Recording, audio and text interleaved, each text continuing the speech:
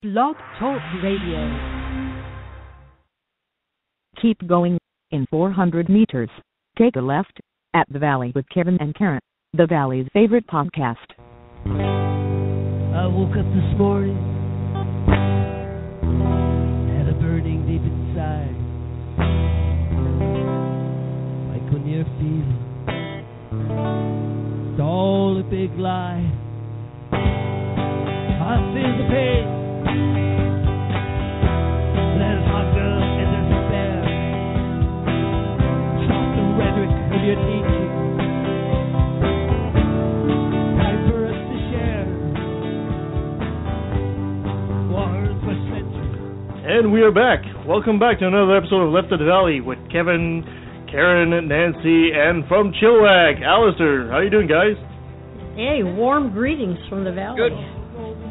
Awesome. We got a great little show going on today. We got a lot of things going on. We'll be analyzing Lawrence Krauss. We went to Imaginal Religion 5 and we interviewed Lawrence Krauss. He granted us a very short interview, but I want to analyze it with you guys. But before all that, I want to have a little therapy session with you guys, because you guys are like my bartender, right? You know? Okay. We had a big week in the States this past week. If you guys were progressive in any way, shape, or form, or liberal, or call yourself whichever way you want, it doesn't matter. They had big things going on there.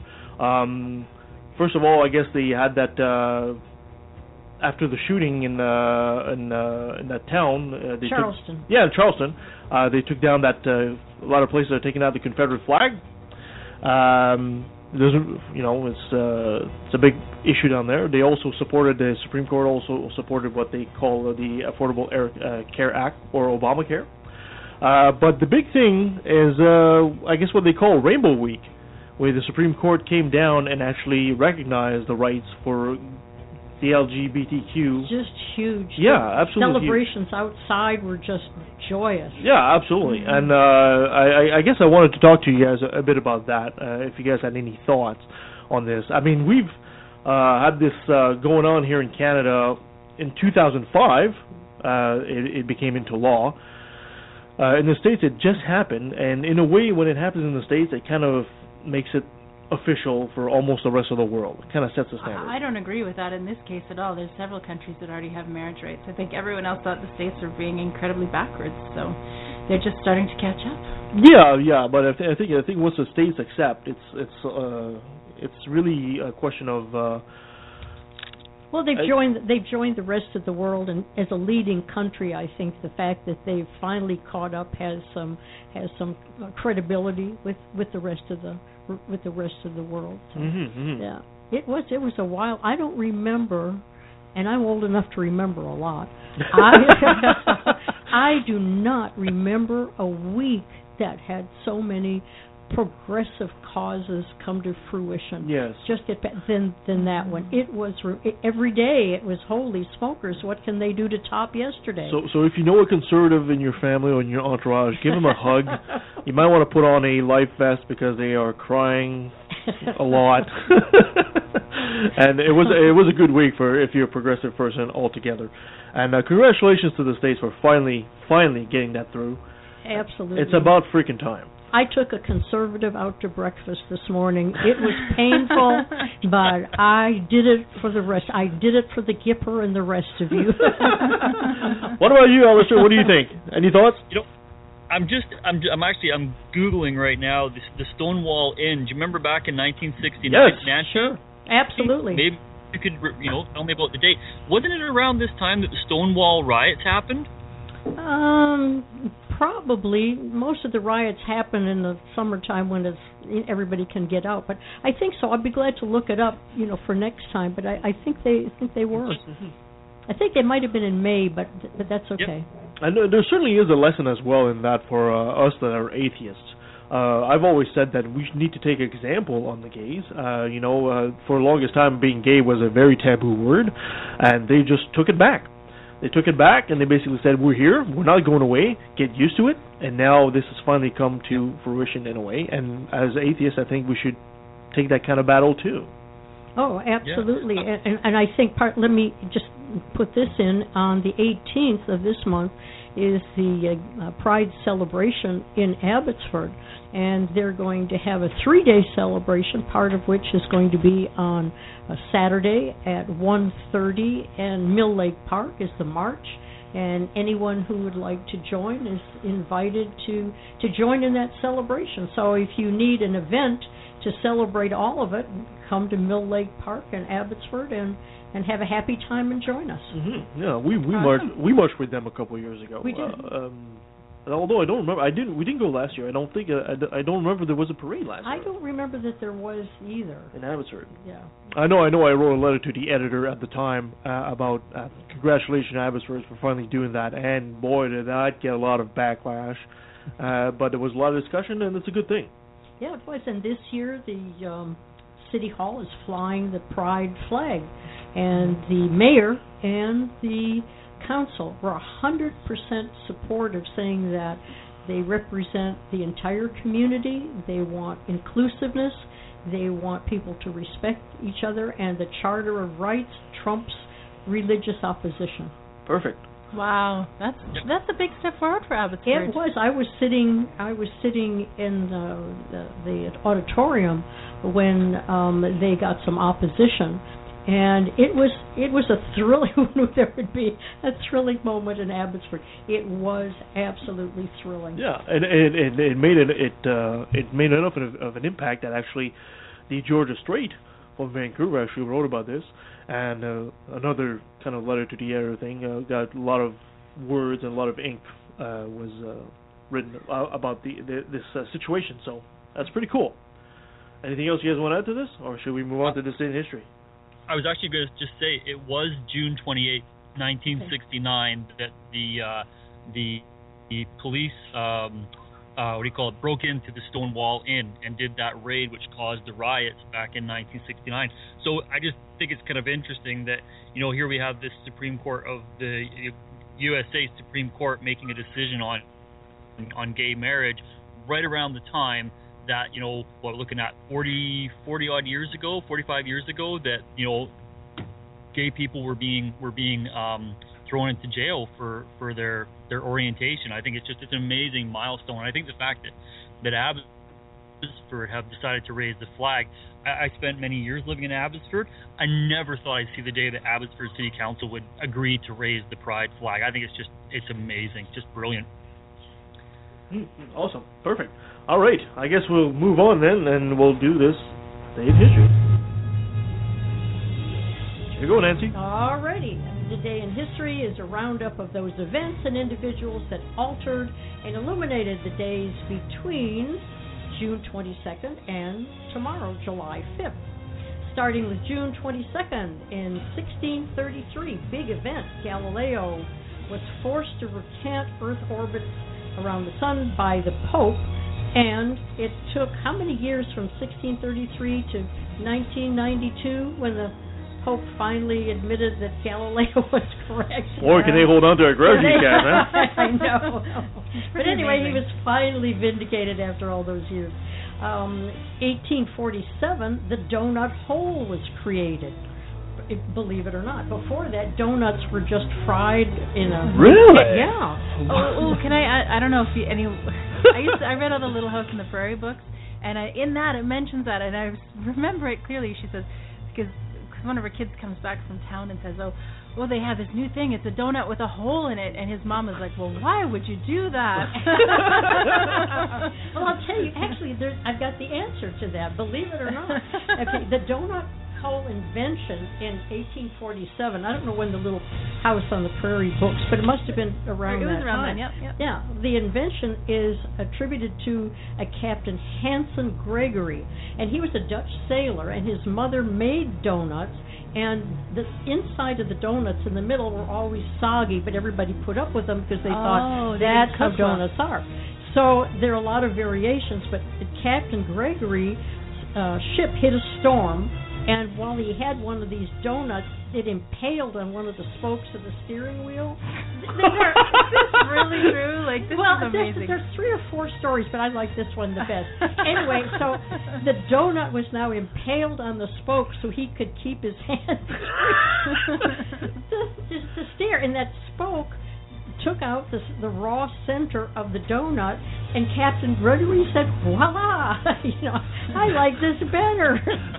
Commander, turn to port so I can have a bite off my donut, please. That's right. I mean, it's as good a story as anything else. It's a lot of fun. Yeah, that's great. In 1978, on the 22nd, there was a guy whose name was Jim King. He was a radio announcer, and he spent 368 hours riding a Miracle Strip roller coaster to set a record. So he kept that record. Can you imagine? 368 hours. It was over about 16 days. It wasn't, but he got off to do, his business and all stuff. Anyway, the Guinness Book of Records kept it till 1979. And then they disbanded it. And then in 1986, 2 Canadians beat the record. They didn't want it because of safety records, but the 2 crazy Canucks took the record away. I can understand people wanting to beat a record, like strongest man in the world or something like that. I can understand that, but longest roller coaster ride? What's the point? I don't get it. Other than feeling better when you get off, I Yeah, have no no kidding. idea. Okay, moving to June 24th, maybe you know this, Kevin, it's National Day in Quebec. Saint Jean Baptiste, yes. And in 1880, that was the first performance of O Canada, which we all know would become national anthem. Which was actually written in French, and was in French for the longest time before they had an English version. Correct. Very good. But you know all of that. I can depend on you to... Oh, God, no. Don't depend on me for anything.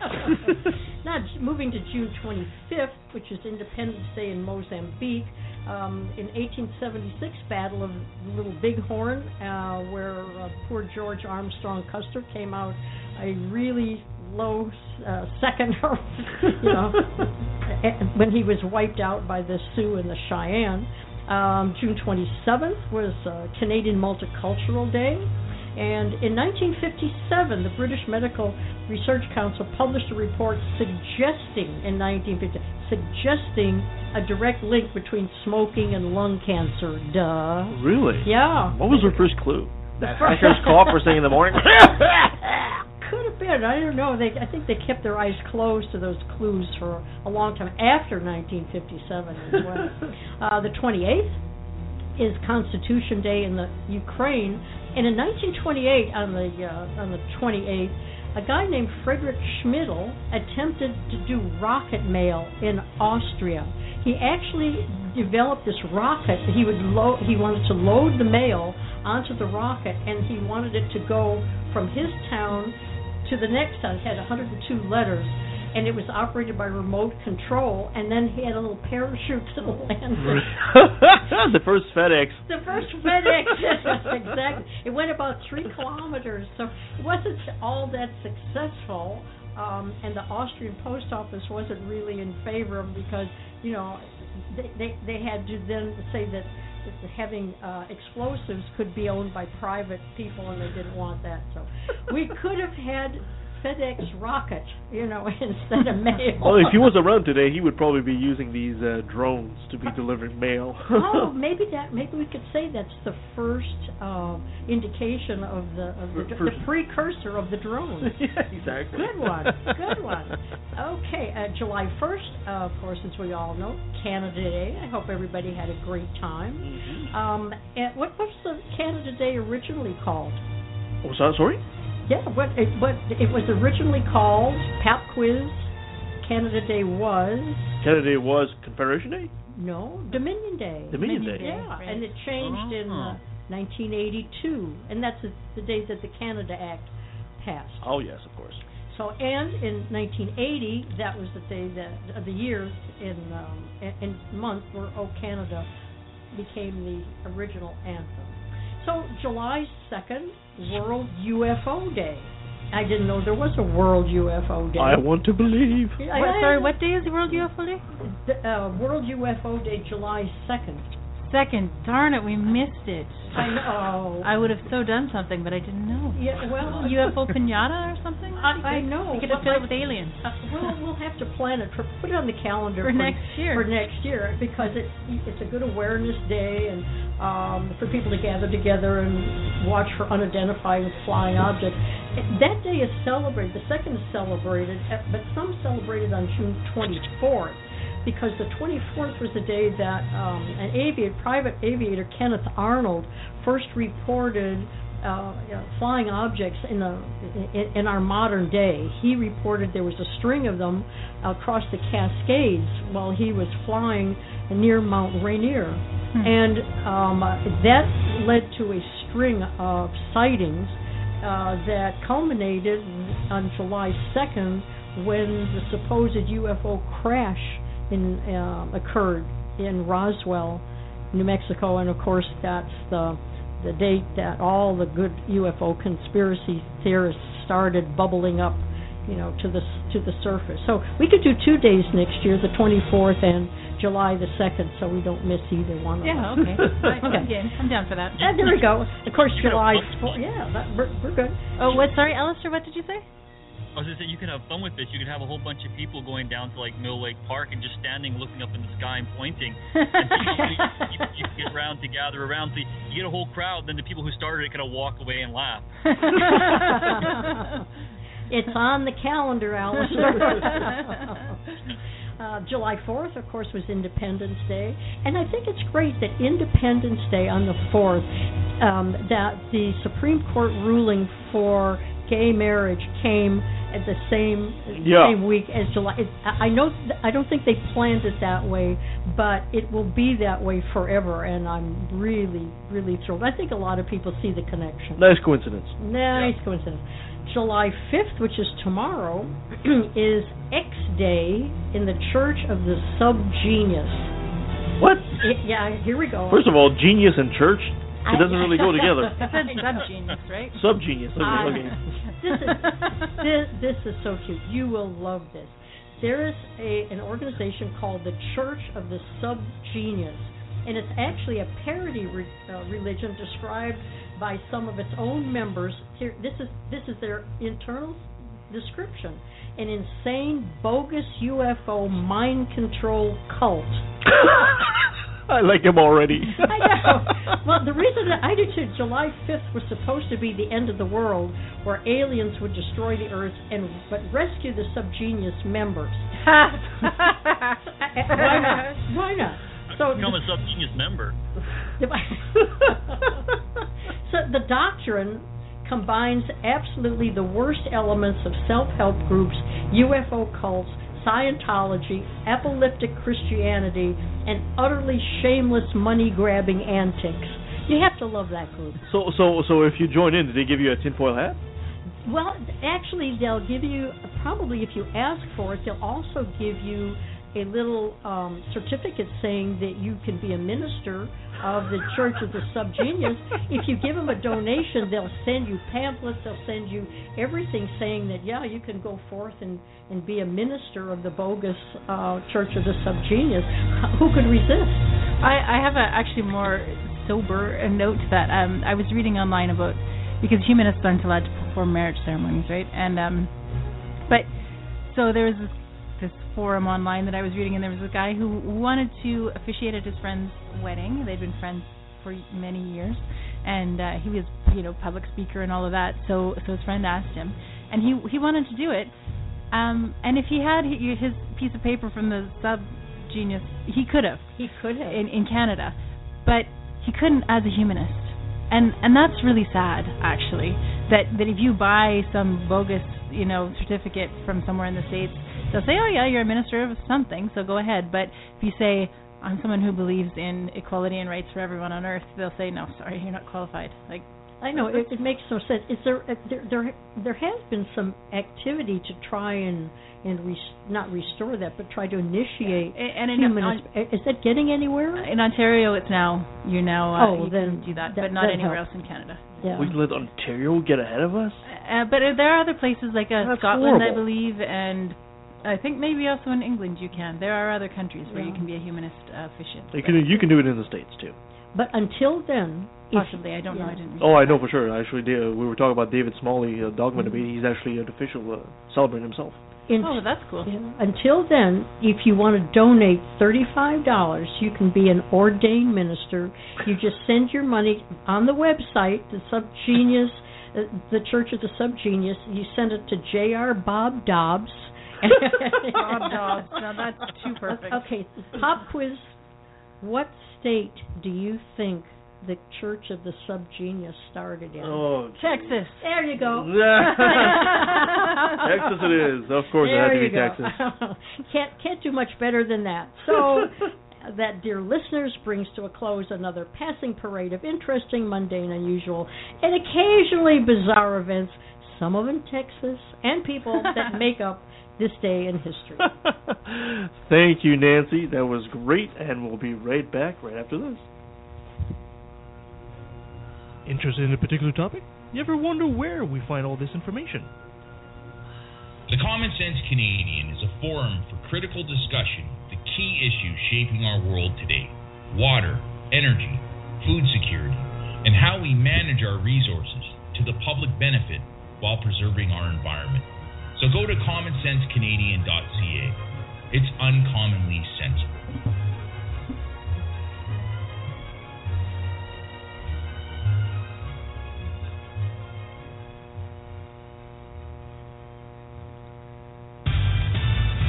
All right, we're back. Well, it's been an interesting week. Have you noticed how dry it is out here right now? Oh, man. So I don't know about you guys, right? I was listening to the radio the other day. They were saying May they received like 5 millimeters of rain instead of the usual 50. It's about the same for June.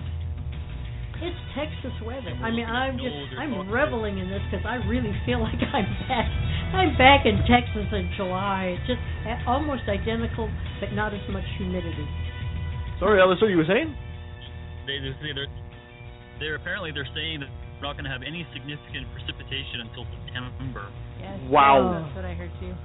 You know, I hate to say it, but those I don't hate to say it, but those tree hugging hippies were right. You know, this is climate change. These are the effects of it. We see it right now. Mm-hmm. You know, I always have this little pet theory that here in BC, a lot of people get the winter blues, and my little pet theory was that May usually is very sunny, but June is usually full of rain. And in June, you also have the longest day of the year, which you don't really get to see usually here in BC because it's so dark and gloomy and rainy. So by the time December comes around, you hit the winter blaws. You know, by the time you actually see the sun in July, the days are getting shorter. That was my little pet theory, but I'm kind of curious to see this winter if there's going to be a drop in winter blues. Some people. Interesting. Anyway, I've got some.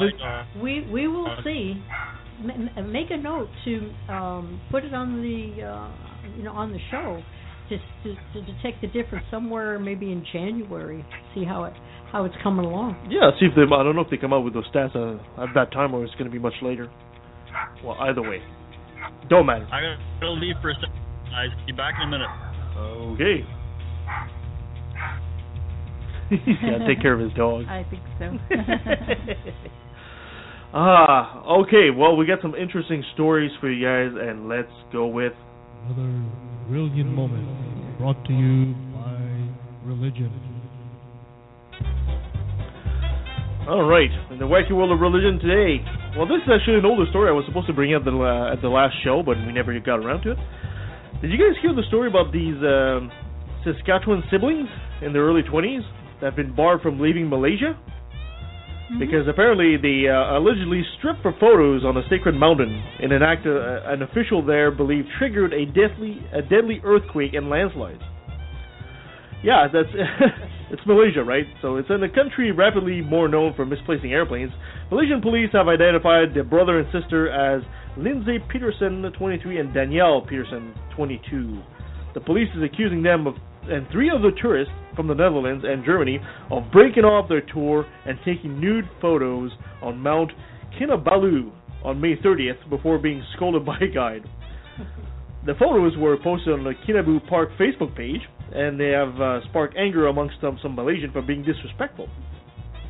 Now, the Deputy Chief Minister, Tran Sri Joseph Perrin Kinnigan, told the Malay Mail Online the earthquake was a confirmation of the people's belief. It's a sacred mountain, and you cannot take it lightly. So the Sabah Police Commissioner, Jalaluddin Abdul Rahman, told the Free Malaysian today that all 5 tourists won't be allowed to leave the state until the investigation is complete. And they apparently face a 400 ringgit, which is apparently a $132 fine, if convicted, the report Pay said. the fine and leave. Yeah, Pay at least the 16 fine apparently and leave. Yeah, exactly. apparently 16 hikers died in a 6.0 magnitude quake and subsequent landslides. Any thoughts about that? Aside the fact that, wow, this is 2015 and we're believing in sacred mountains. This is a brother and sister, right? Yeah. Okay, I never want to see my brothers naked. Like, that's the part that hangs me up. It's a close-knit family, what can I say? Yeah. But apparently it's a thing, right? Apparently this is not unusual. Apparently it's a thing to go to the top of a mountain and take naked pictures. Everybody stands there just naked and I guess covering your genitalia if they want to or not, and it's just, you and primal and nature. It was their bad luck to do it just before the earthquake. And, Oh, yeah. And it was the good luck of the police to have somebody to blame it on. So, depending on what side you're on. You know what? I'm really. Oh, can't hear him. Can you hear me? Yeah, I can hear you. Okay, I'm kind of torn on this issue because, I'm totally into anthropology and indigenous rights and stuff. So part of me is kind of you know what? It's for the country to get so bent out of shape and to take these young people and to imprison them and then find them, that's a bit ridiculous. But at the same time, you know what? You're visiting another country. There are certain levels of respect that you have to have. It's like even living here in Stalo territory, there are certain things that you would and wouldn't do simply out of respect for the historical culture, as not so much as the religion side of it. But yeah, so I'm kind of torn because it's it's not really that big of a deal, but at the same time, from an anthropological point of view, it can be a big deal. So I don't know. Yeah. I'm kind of divided on this one. I agree with you on that, Alistair. It's kind of a disrespectful thing to do to someone else's culture, religion aside. I don't know. Hold on a sec. I mean, if tomorrow we were to go to Saudi Arabia, does that mean that you would wear the veil automatically, Karen? Actually, if I were to go to Saudi Arabia tomorrow, yes, I would wear the veil. Would you wear the veil out of respect, or would you wear the veil because out of fear that you might be attacked if you don't? Well, because out of fear, not out of respect. Exactly. But the point is that I would do it, and I think there are other ways that you can change a culture apart from thumbing your nose at it. Yeah, I'm with you. I would do it both, for respect. I mean, it's like having somebody come to our country that slaughters chickens for rituals and taking them to Mill Lake Park in the middle of the day and taking all these chickens and just slaughtering them with everybody standing around. But saying, no, but this is what we do, and we want to take pictures because we're so happy to be able to do it in Canada. Yeah, but there's some gray area there. There's some gray area. Taking a naked picture on top of a mountain does not harm any way, shape, or form. Slaughtering chicken in Mill Lake, there could be hygiene issues. There could be lots of problems. Okay, well, stripping down and getting naked. Mill Lake? We'll do it. Yeah, we'll do it. Stripping down and getting naked. I think Alice should just volunteer for that. I don't care. I'm sorry about the analogy, but no, I see. I think interesting. If people want to strip down naked on top of a mountain in North America, if that's your thing to do, and it's not a big deal in North America, then go to it. I mean, I'm not about to get my kegs off on top of the mountain. It's cold. But if you're in a foreign country, what my thing is maybe just check out that it's okay to do that, and if it's not, then don't do it. And if you do it and you get caught, it's kind of like spitting on, when you go to some of the Malaysian countries, you can't spit on the ground. I mean, spitting on the ground is gross anyway, but in North America, it's very common to see people spitting on the ground. If you do it in the Philippines or whatever, you'll get arrested. Yeah. I can understand. I just think their answer there was pretty heavy-handed. It was heavy-handed, and especially there's no harm to nothing there. I mean, to start accusing people that the earthquake is caused because of somebody was naked on the mountain. I mean, come on, Okay, really? so that person is kind of an idiot. That's ridiculous. Yeah. I actually think if I was to go to Mill Lake Park and strip naked, I actually would get arrested. I mean, public nudity is. I'm not sure how legal it is in Canada either, and I'm yeah, sure but they would just take their time upset. arresting you, though. Well, I think that brings up a point, and Alistair brings up a point as well, is that if there are agreed on policies in a particular country, if these are the rules and they're published and you're supposed to know the rules, everybody coming in is supposed to know them, and you deliberately ignore them, at this point you deserve, whatever punishment is Although I doubt for that particular infraction. I doubt there's a specific law that says you're not allowed to get naked on top of a mountain in Malaysia. Oh, I thought there was something though that said this is disrespectful. Well, it's disrespectful. It happened. An earthquake by pure coincidence happens a couple of days after. They blamed it on that. And you know what? I think that's the key point. Disrespect is one thing, and then disrespect for the law. That's something else. If that earthquake hadn't happened, I doubt we would have ever heard about this. They would have. No one would know that they'd done that. But it was just the bad luck that earthquake happened and they were there. And it's going to cost them $132 or $400. Well, if they can afford to go to Malaysia, they can afford the $132. No sympathy for them, Karen. Well, I've got another story that is sort of similar. Speaking of culture and respect, did you guys hear the story about this Muslim gymnast? She was criticized for revealing leotard as she won a double gold medal. Her name is Farah Ann Abdul Hadi. She's 21. She has come under fire for wearing a leotard in the Southeast Asia Games, where she won a total of 6 medals. The Muslim gymnast has been criticized by religious leaders for wearing a revealing leotard. You know the leotard, the very tight, so basically it's almost like a swimsuit, except with sleeves, right? She represented Malaysia again at the competition, where she won 6 medals, including 2 golds, but she was rebuked by leaders and social media trolls for showing her aurat, an Islamic word referring to the genitalia and thighs. So I guess they just don't like, for lack of a better word, camel toe. Cleric. Did she have her head covered? What's that? Did she have her head covered? He said. Did she have her head covered? No. I'm looking at a couple of pictures of her here doing like a split and stuff like that, and she looks like every other gymnast, right? I'd like to see the clerics try and do some gymnastics moves with. Yeah, exactly. Isn't this a little late to raise the objection? I mean, obviously the girl and the team was in training. They had trainers. Yeah. They entered the Olympics. Someone was paying for them to be there. She was good enough to win all of these medals. And afterward, they say, "Oh, wait a minute, you're wearing the wrong clothes." Yeah. And why are they bringing it up now? Shouldn't they be concentrating on her performance instead of concentrating on her genitalia? I mean, what if it was a bit cold and her nipples kind of showed up a bit? Then what? I mean, one of the clerics, whose name is Harusani Zakaria, told the local paper, "Gymnastics is not for Muslim women.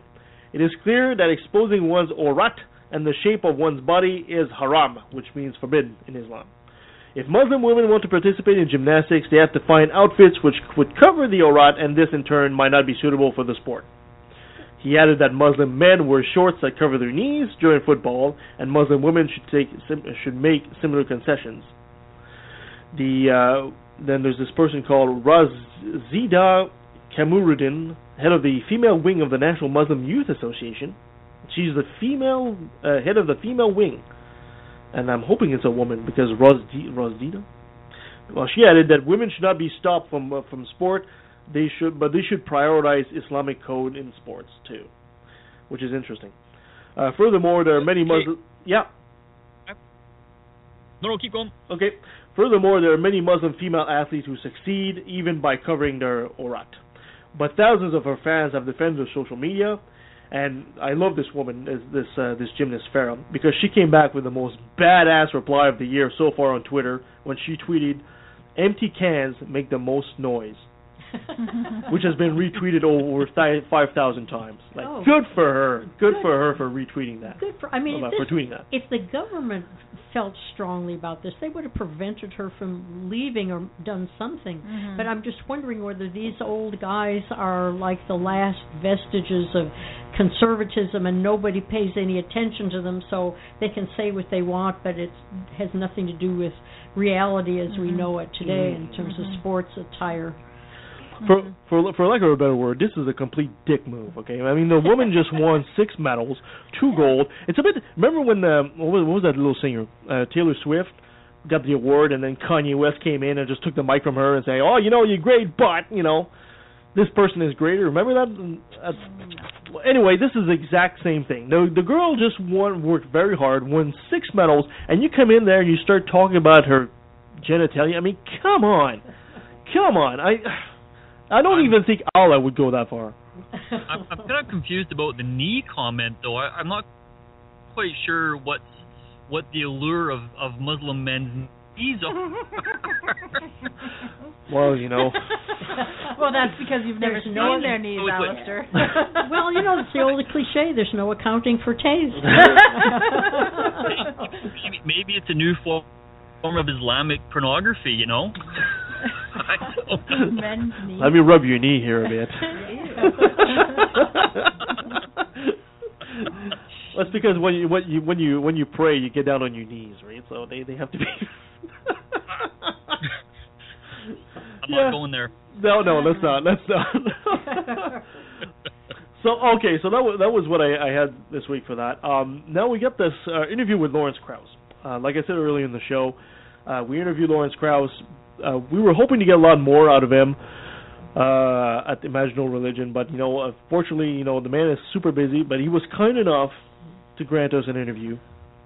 Now, in the room, I'm the only one that was there. I was hoping Mark would be here today to analyze this with you, but it's just like 5-6 minutes, but I'm just gonna stop it in between there, and if you guys want to chime in on what you think is the answer, or you want to comment, let's do that, okay?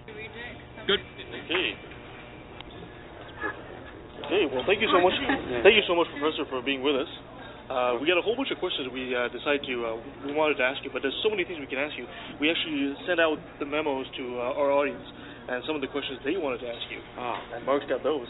Okay, well, we'll try some of those. Okay. Yeah, I'll start with one. What first kicked off your love of science? Was there a particular person as well that inspired you? Well, there's a lot of factors, but first of all, my mother wanted me to be a doctor, as I think I said the other night, but unfortunately she made the mistake of telling me doctors were scientists. And so I got interested in science, and by the time it was high school, I suddenly realized being a doctor wasn't being a scientist, but by then I sort of fell in love with science. But also, when I was young, I read books about scientists and by scientists. Okay. So I read books I remember I read when I was 10 or 11 a book about Galileo, and it really got me excited. And then I read books by George Gamow and Albert Einstein, and that's one of the reasons why I write books now, is to return the favor. So. Now I find this very interesting because he says he was reading books by scientists, but also of them, which is not something you read about a whole lot these days. Even myself, I don't read novels, but I'll read scientific literature, but I rarely grab a book about a certain scientist, and maybe we should do that more, Maybe because there are some, as far as I remember, maybe Alistair can chime in on this one, but I think, for children's literature, there are a lot of the biographies, the story of Alexander Graham Bell and the story of, as Lawrence Krauss was saying, Galileo and so forth. So I think maybe in the children's biography for inspiration, there are probably more than there are, for adults. Yeah, there was. Sorry, Alistair, go for it. No, I was just going to say. I enjoy reading biographies about scientists. Like right now, I'm reading a Walter Loon's book, For the Love of Physics. And there's a lot of bookstores that actually do have a lot of good books for kids about, scientists. More of the popular ones. I don't think you'd really want your 10-year-old. I wouldn't expect my 10-year-old to sit down and read a Richard Feynman's, biography. But, I think it's hugely important for kids to read about, these people who just made amazing discoveries and amazing landmarks in science, and they're just like them. That's the biggest thing, right? Mm-hmm. When I grew up, there was a series of books. It was called like An Example of Courage, and they would tell you about the story of Jackie Robinson, and it was illustrated for kids. And that little series had a huge impact on me. But I gotta admit, since then I haven't really picked up books about, I've picked up the book like about the origin of species from Darwin, but a book about Darwin himself I have not. And maybe that's something we need to do more to advance, our excitement for science. Yeah, this is obvious, but it's still worth repeating in that books like that about scientists, Madame Curie for girls and things like that, they are so powerful for children, because children, are looking at the world and they're curious, and when they latch on to a story that has heroics and it has danger and it has people overcoming adversity and battles and fantasy and all of those things, it really can set them on a path, and I can see where Lawrence Krauss was just totally captivated, and that was it. It set his career path. But can we interest kids into reading these kind of books today when you're competing against, the Chronicles of Narnia or the Lord of the Ring, the fantastic stories, Those are both very old series, that. Oh, well, fair enough. But I mean, there's I don't know the newer series. Harry Potter. Okay, fine, Harry Potter. Can you compete? Can you interest kids in reading about Stephen Hawking's when depends on the kid. The important thing is to expose them, and then they will read or not read, but the exposure is the important thing. Do we have a better chance if we do things like the documentary style, for example, The Theory of Everything, the movie that came out with Stephen Hawking, which by the way was a very good movie. Mm-hmm. It's a very, very good movie, but I don't know how much it made the rounds out there. I don't know. It's one of those movies that is kind of obscure, and most people probably have not seen it. Yeah, no, I think absolutely yes. If you take your children with you, if you read with them, if you take them to the library and say, I think you'd like this one because, and then you say, wow, wasn't that a great book? Mm-hmm. If you encourage them and they know that this is part of their life, sure, I think they will either read or they'll go online or they'll see movies, but I think the main thing is the parental guidance. Okay. Yeah. The series that was just remade was Carl Sagan's series. Cosmos. What? You I know, my mind went blank. My mind went blank. Anyway, I thought a really great thing about that was the way he'd say, oh, and there was this scientist, and he would do a little biography on them, and then if you're interested, you can go find out more about that scientist. I thought that was very well done. It was well integrated into the series. Yes, indeed. Okay, let's continue with the interview. How would you encourage the younger generation to be more enthusiastic about science?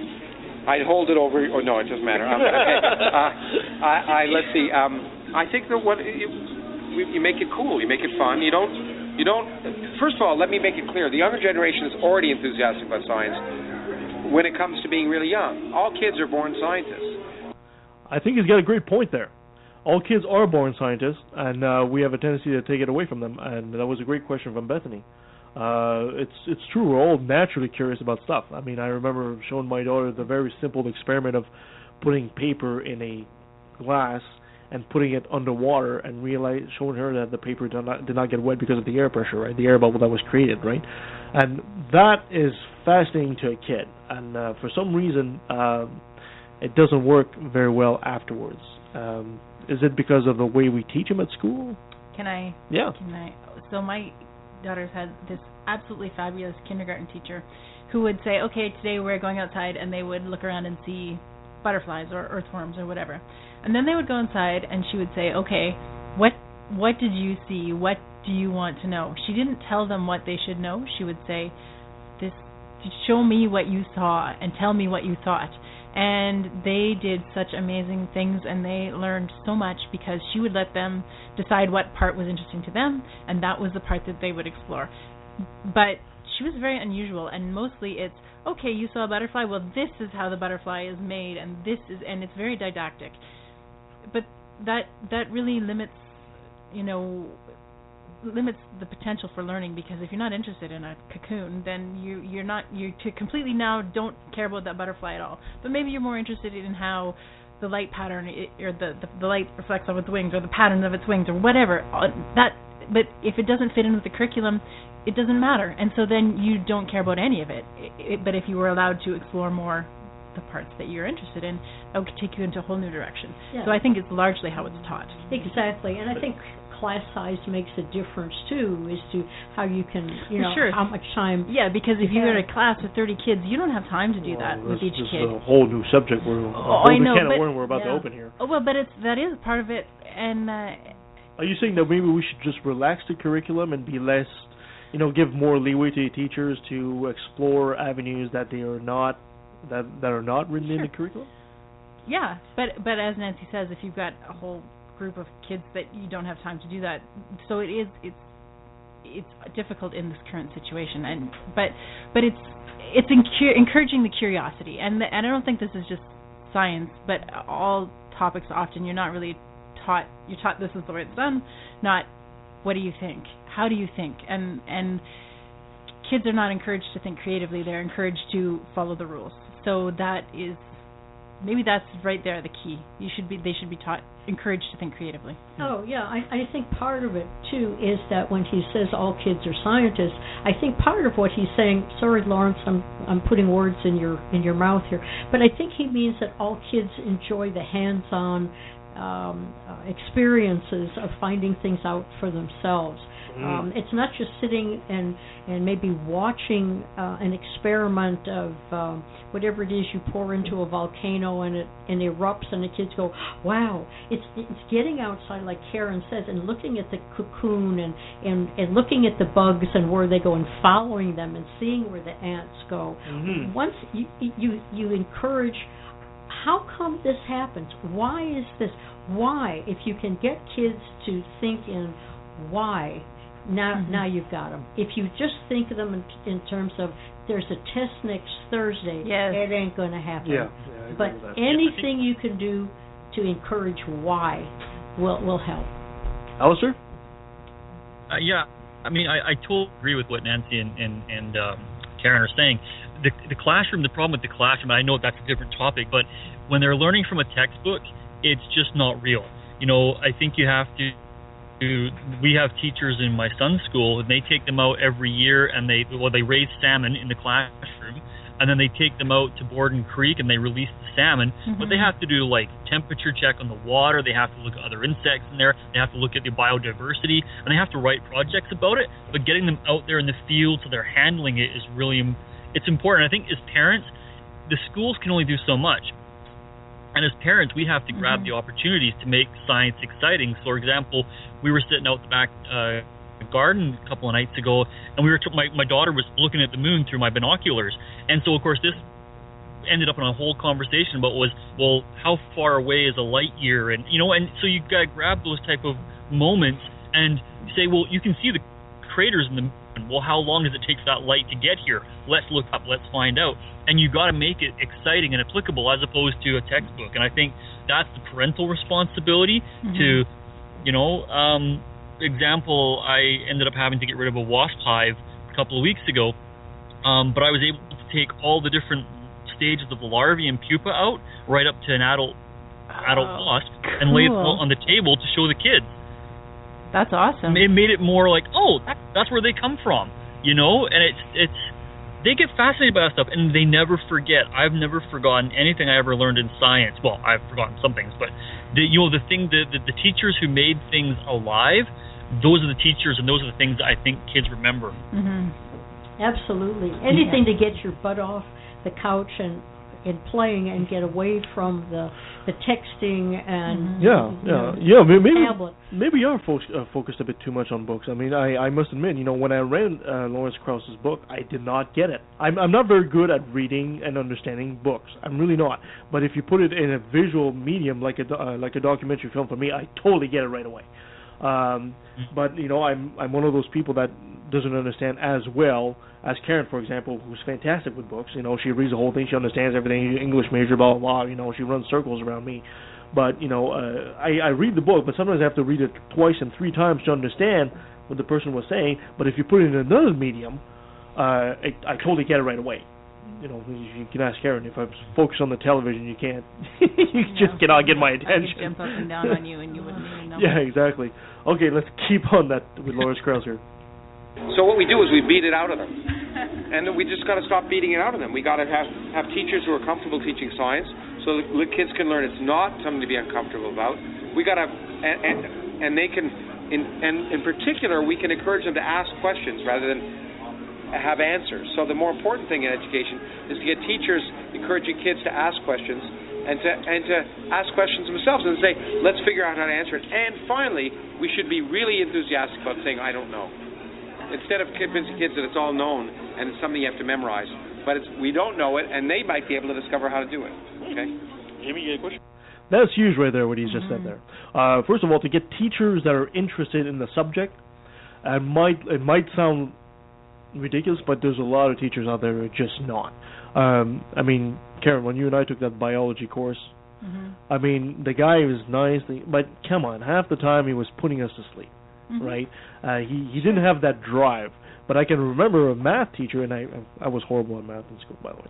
But his name, I still remember his name today, Mr. Pimentel, and he had a drive for mathematics. You know, when he would explain to you, you know, a squared plus b squared equals c squared, he would just go into graphics and size and, you know, the triangles the size of the universe, and it doesn't matter. But he had that drive, and he was making it more exciting. Although, you know, I can remember him, but that teacher of biology, which was actually like last year, I can't even remember his name now. I don't remember his name either. It's Dave something. But anyway, it doesn't matter. It doesn't matter. But it just shows you that, you know, I can remember my grade 9 math teacher, but I can't remember the guy from last year. Because why? He was making the subject more interesting, and he had a drive. It wasn't just a job for them. When I was in college, I had a double major, and unfortunately both of them required me to take education classes as a second subject. And I realized at that point that the teachers did not have to know their subject. They had to know how to teach it. So as a result, you got people who were very low in the knowledge of their subjects, but really good at how to make the report cards out and how to do the test. Yeah, totally. And so when kids would ask them questions, they were often unable to answer the questions because they weren't well versed in their own subject. So it was easier to teach and then have multiple choice, so they didn't have to deal with essays. And unfortunately, the kids are the ones who suffered from that. But it was horrible to go through all these education classes when you realized, and this is no disrespect to the coaches, but when you realized that the coaches could teach history, they could teach anything without even knowing anything about history. Right. Because they had the degree and they had the license in that state or that province to be able to teach. Now, you know, I'm people that know me know that I'm pro-union kind of fellow and all that, and I have worked with the school district and I kind of have a lot of respect for teachers and all that, but I do have to fault them there. You know, when your job becomes, you know, so mundane that you're putting anybody to teach whatever subject, the students can tell. You know, the students can tell. I still remember this music teacher that I had, and this was back in high school a long time ago, and he had no idea about music whatsoever. You know, he had to look up how to do the conductor stick and everything, right? You have to look it up, and how much can you learn from a person that does not know the basic? You know, you realize you're the teacher, but you know about as much as I do, which is nothing. You will lose the respect for the teacher at that point too, right? If you're smart enough, the problem is that you have most kids who don't care and they just take whatever it is that's given to them. They're not encouraged that much by their parents, and so, you know, they just go ahead and become, you know, part of the crowd without realizing that there's so much more that they can be exposed to. Some kids are really lucky; they do get that additional exposure somewhere, but it's difficult when you're in 3rd or 4th grade and you don't really know the difference. But then, what's the solution to something like that? You know, I don't want to go too far on that tangent there, but if you're going to have somebody who majors in biology to teach biology, you know, you also have to compensate that person financially, right? And this is where the rubber meets the road, right? It's the financial budgets for the school and the teachers cannot meet what you're hoping to get, right? So how much money is a taxpayer willing to spend on children? And we've seen so far it's not a whole lot. Okay, I do have it. Okay, I agree with you that there are a lot of people out there who say, "Oh, taxes, blah blah blah." Yeah. But I can't speak for other districts. I can certainly speak for this district. Money gets spent in inane ways and doesn't get spent on the teachers. And we can look at our lovely premier who pays for her personal friends' lawyers' bills out of government money, but then, won't pay the teachers and won't give them decent classroom sizes and does everything she possibly can to ruin the system. It's not that the money's not there, it's that the money is not properly spent. And there's been a whole raft of issues in this district as well that I won't get into. So I think it's a bit of an easy out to say the money's not there. I think we are giving the money to the wrong people. We should be giving it to people who are more creative and have more initiative and more passion to actually do what's right in the education system.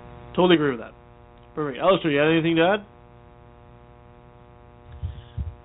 No. Okay, we'll keep going then. Yeah, even though she's not part of the podcast, we'll let her do it. Just in That's a question from relation Jamie. to that, I did watch Richard Dawkins a couple of years ago on some YouTube video had said that in response to Feynman's quote of science or physics at any rate is harder than we can imagine, that quote.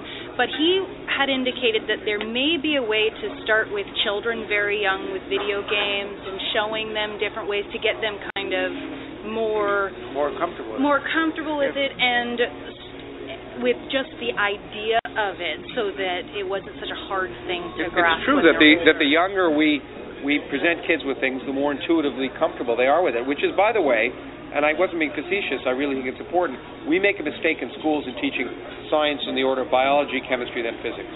Because some people think that people are more comfortable with biology because it's frogs and things like that, and physics is further away. But the problem is it teaches science the wrong way around, because, as I said, the principles of biology are based on chemistry, the principles of chemistry are based on physics.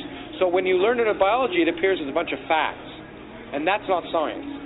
And so, is there anything out there that, as a parent, that I can sort of direct my children in that direction? Are you looking to make lots of science. Well, I should write a children's book once, but there are people. My friend Lucy Hawking has written, and Stephen and I've written part of it, a bunch of kids' books about physics and astronomy. There are games. Richard's book at an older level, which I have to say I helped him with a lot at the Magic Reality and the non-biology part. Okay, I got to pause it there for a sec.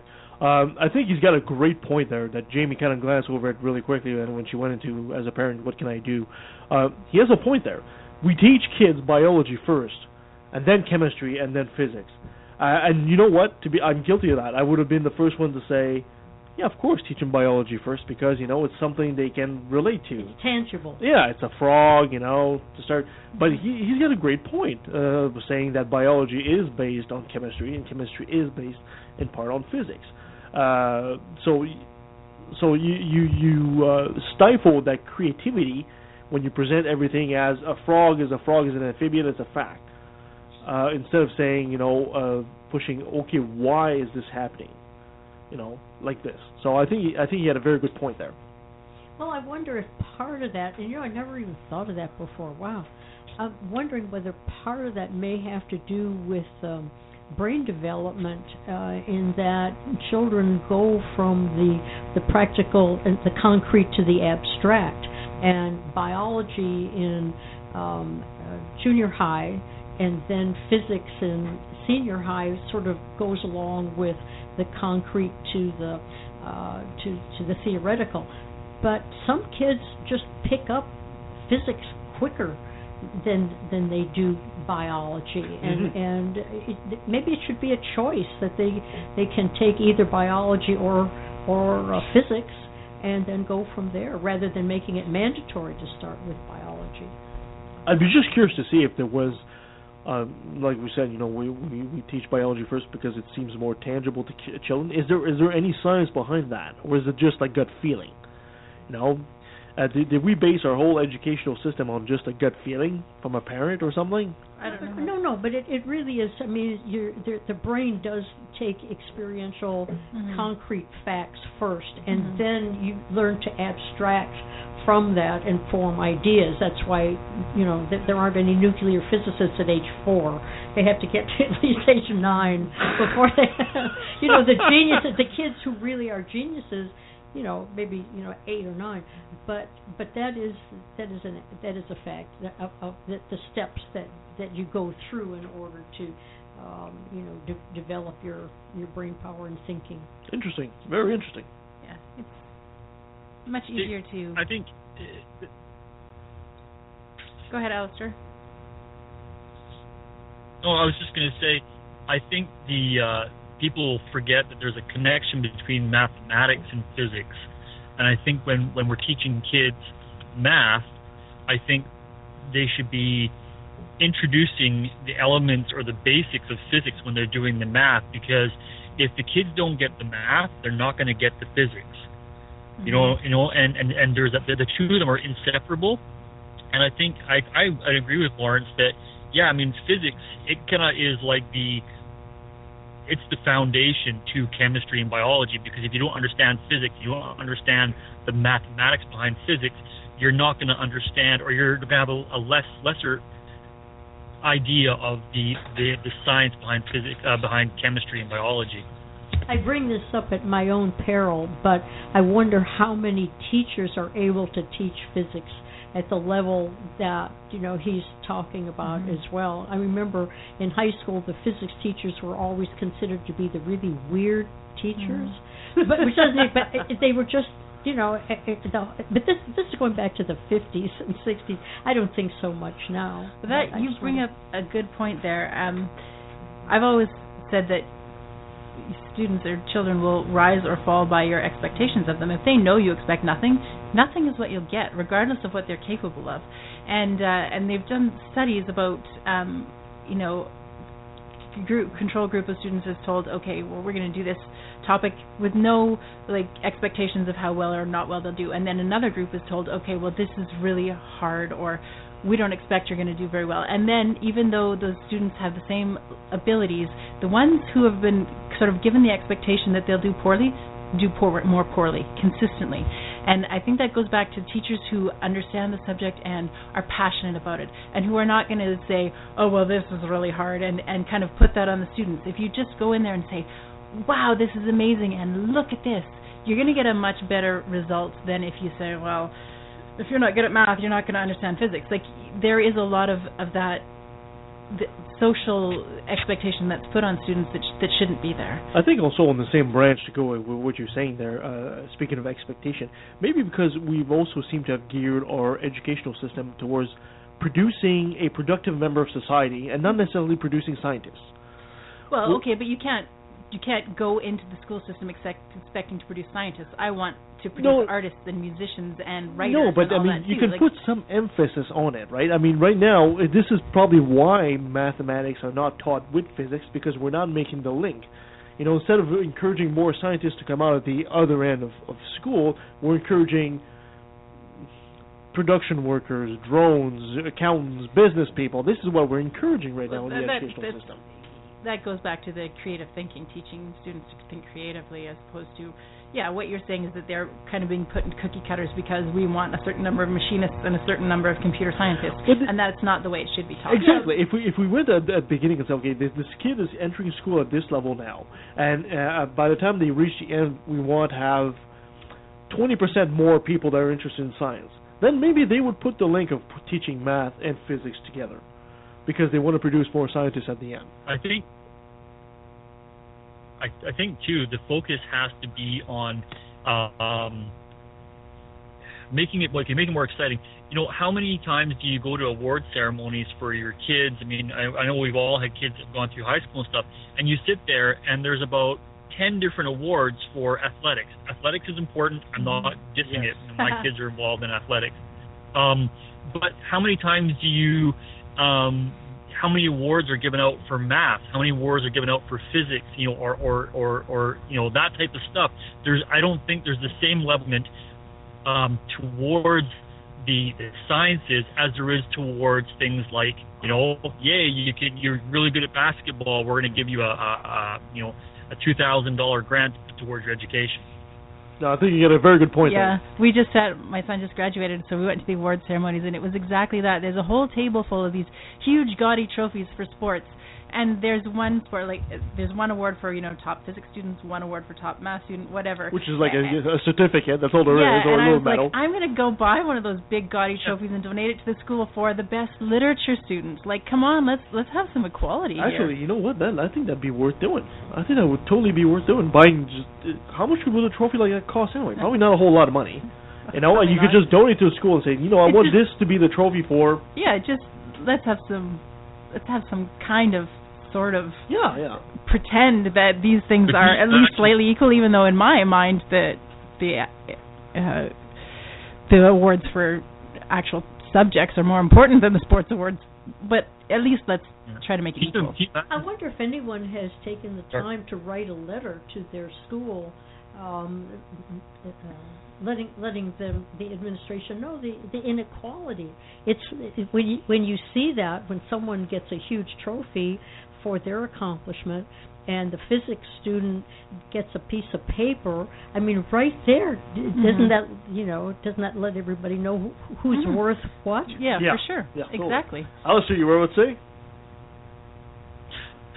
Yeah, I was just going to say, can you imagine, I think Karen's idea is brilliant, because can you imagine the level of competitiveness if kids were like, hey, if you had the teachers excited about it, but if you had the kids looking at, that's the award I want to go for. I want that big ass trophy, or I want that $1,000 award.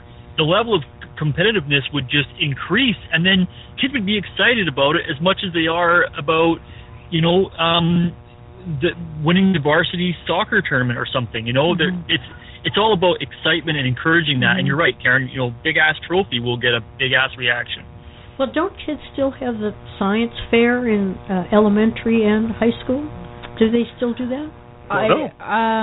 My kids didn't. I did in elementary school, but my kids never had that. I have to say, my experience with the science fair was a teacher who didn't give us any guidance, and I floundered through it and had a miserable time. And it's like, if you're taking the sports analogy, okay, when you go learn to play baseball, they tell you these are the rules and this is what you do, and then they fine-tune it so you can, do better.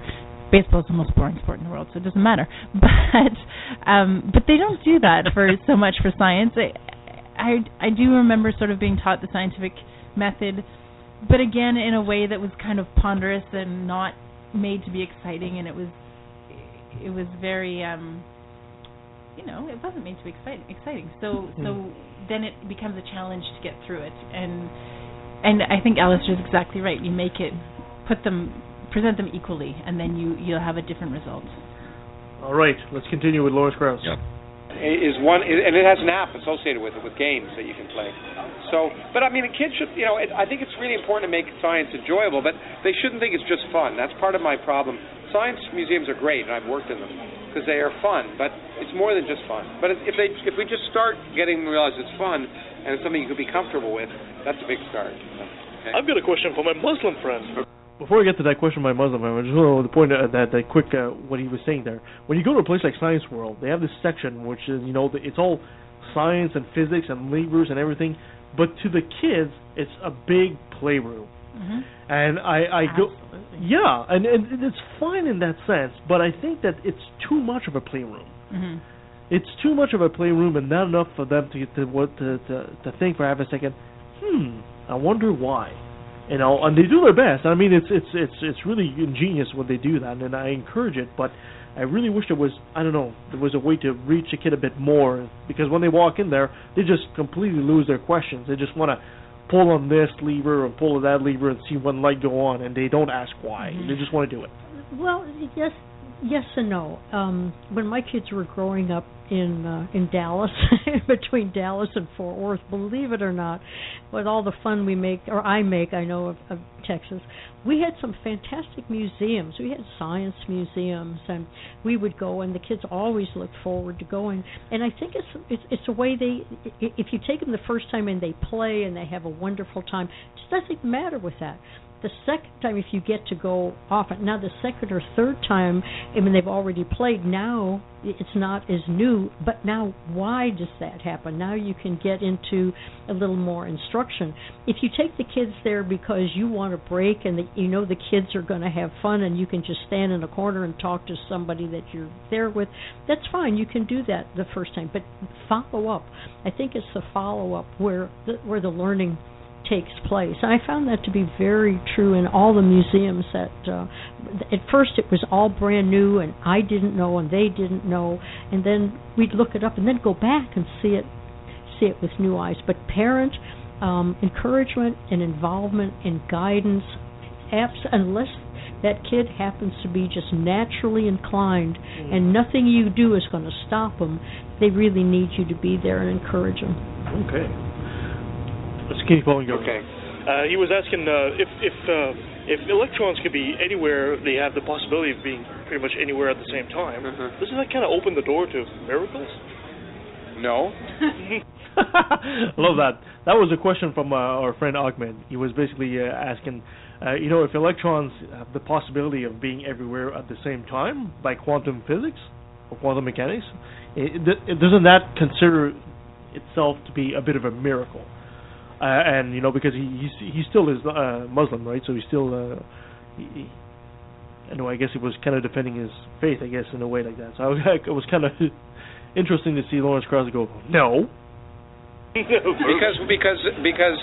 quantum mechanics tells us specifically what the probabilities are of finding a given electron in any given place, and if you do 100 different experiments, you'll find out that 90% of the time it's here, 10% of the time it's there, and the theory tells us what that is. So there's no room for that. It's very predictive. It's an incredibly predictive theory, predictive in a probabilistic sense. So that's different than classical mechanics. But predicting the probabilities can be verified by doing many experiments. Okay. One last one. Okay. What keeps you motivated to do these kind of events? You're always so approachable at them. Yes. You're willing to go up and speak to everybody, and you're so up for them. What keeps you motivated? Well, people, I don't know. People appreciate it, I think, and I think it's important. And I feel fortunate to be in a position where people both know me and appreciate what I do, so I feel that I take that responsibility kind of seriously. I think I'm in a very lucky position. It would be a shame if I didn't utilize that. So I view it as a privilege more than an honor, more than anything. And we all appreciate that. Absolutely. How many pairs of Converse do you have, Professor? I haven't counted. I have to wear mine today. I have them in there. It's my last ones. These were I just bought this week. Probably 22. That's all. Okay. Professor Krauss. That was for you, Elser. Thank you very much. Thank you. Appreciate your time. Thank you very much. Thank you. Thanks a lot. You take care. And that was Lawrence Krauss. See, I made sure to ask that question about the Converse, Alistair. I know you wanted to know that. That is the most important question. You can forget anything that Stephen Hawking is talking about. How many pairs of Converse does that man own? Because it is staggering. Every time you see him, it's a different color. Well, surprisingly enough, that time at Imaginal Religion, he was not wearing any. He was wearing regular sneakers. He was not wearing no Converse shoes. Just regular sneakers. But Mark was right. He's so approachable. I mean, Lawrence Krauss is extremely approachable. He just talks to you. He has a drink with you. I told that story on one of our last podcasts. And I gave him a bottle of Crown Royal, and by the end of the evening there, he looked a bit tipsy. But great guy, and I sure hope we can bring him on some other time. Any final thoughts about Lawrence Krauss for you guys? No, I just think it was fabulous that he was there, and the fact that you had the chance to interview him and talk with him. That's one of the great moments in your life. It really is. Yeah, it's totally. Fabulous. Thanks for getting there and doing this for everybody. I just wish we had more time with him. Well, anyway. Maybe next time. Time for my rant. But you had the time. That's important. Yeah, it's always a question of time, right? Okay. So it's finally here, and it's about time. The LGBTQ community has received recognition in the U.S., which sets the standards for the rest of the world, It's amazing that it took us that long to get there, especially regarding marriage, since after all, marriage has always been nothing but a civil contract between two individuals. And in 2015, gender shouldn't weigh in the scale. But I want to address all of those who are still humming and hawing about this Supreme Court decision, or that complain about the rainbow flag at City Hall, or they're wondering why we don't have a straight parade. Get over it. The LGBTQ community isn't in your face about their lifestyle. They aren't trying to convert you to become gay. When was the last time gay people knocked on your front door to push their collective so-called agenda? Excuse me, sir, do you have a minute to talk to you about our fabulous lifestyle? No, you don't hear that.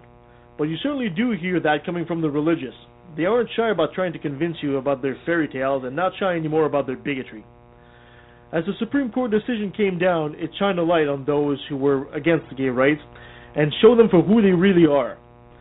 They no longer have the protection of law or tradition to support their views, and as such, as usual, religion is the last bastion and refuge for those who harbor hate of the LGBT community. Are you surprised? Religion in the way of progress? And if you are one of those who wonder why we can't have a straight parade, I've got a crowbar for you to get your head out of your ass. Count yourself fortunate you didn't need to fight every day just to be accepted. Do we think that people choose to wake up every day afraid that they might lose their job, friends, or even their life because they're gay on purpose? It's a bit like complaining that a female coworker making 75 cents on the dollar got a 10 cents raise and you didn't. She's still making less than you. Progress like this just proves once again that a secular society is the future and religion is dying. Kicking and screaming, mind you, but it's on its way out.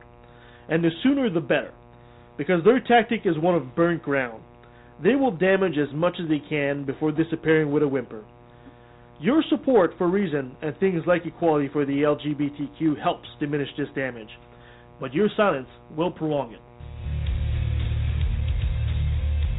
All right. Well, that takes us towards the end of our show. I want to thank everybody that came in today. Guys, it's always a pleasure having you on board. Alistair, same? Yeah, nice to have you, Alistair. In here, thanks. Well, if you want to reach us, you can at www.leftatthevalley.com. Yes, leftatthevalley.com. You can look at us on Facebook, or you can go to Blog Talk. If you send up the Blog Talk Radio, they will send you an email message whenever we're about to air. Coming down the pipe, we'll have a Sasquatch hunter and researcher coming up. I still have that interview with Matt Dillahunty. I also have apparently a woman, you know, like we had this woman that came in with stomach cancer. We have a woman that's also a bodybuilder, and she is doing this while affected by Crohn's disease. So that should be fun. All right, guys. Well, thank you so much for coming. Thank you. Have a good day. Thank you. And remember, anybody that wants to come march with us on the 18th for the Fraser Valley Pride Parade, we'll probably be wearing our shirts, those of us who are members of Fraser Valley Ash, so come and say hi. Yeah. Yeah, on the 18th of July. That's awesome. So until next time, guys.